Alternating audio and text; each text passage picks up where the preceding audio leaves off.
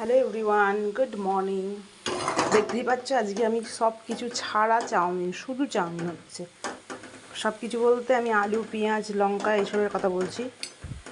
তো আজকে শনিবার, যেহেতু পেঁয়াজ, রসুন এগুলো তো দেবো না। আর সত্যি কথা বলতে সবজি কিছু ছিলও না।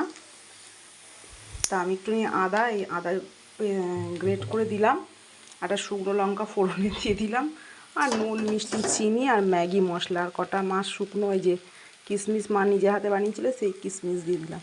কেন একেবারে কিছু না দিলে না কেমন লাগবে, তো দেখি কেমন হয়েছে। নুন মিষ্টি সব ঠিকই আছে।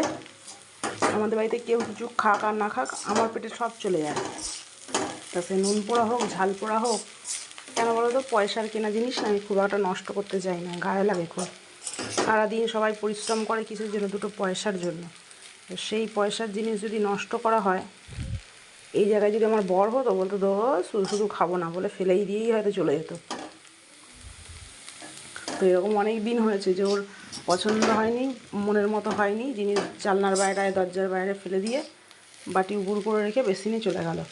তো আমি সেই কাজটা কখনও করি না। আমার ভালো না লাগলে একটু নুন মিষ্টি দিয়ে খাই, বা একটু হয়তো অন্যরকম করে কোনো মশলাপাতি দিয়ে। আমি, আমার মা, আমার শাশুড়িকেও দেখেছি। তো ওরা ছেলে মানুষ, ওরা যাই হোক, ফেলে দেওয়ার কী দরকার? তুই না খাস অন্য কেউ খেয়ে নেবে, কিন্তু না, ফেলে দেবে। তবে চাউমিনটা দেখতে খুব একটা খারাপ হয়নি, খেতেও খারাপ হয়নি।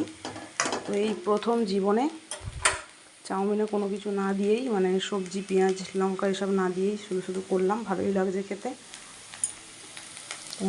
আমার অবশ্য চাউমিন শুধু দিলে আমি খেয়ে নেবো, কারণ আমি চাউমিন খুব ভালোবাসি খেতে।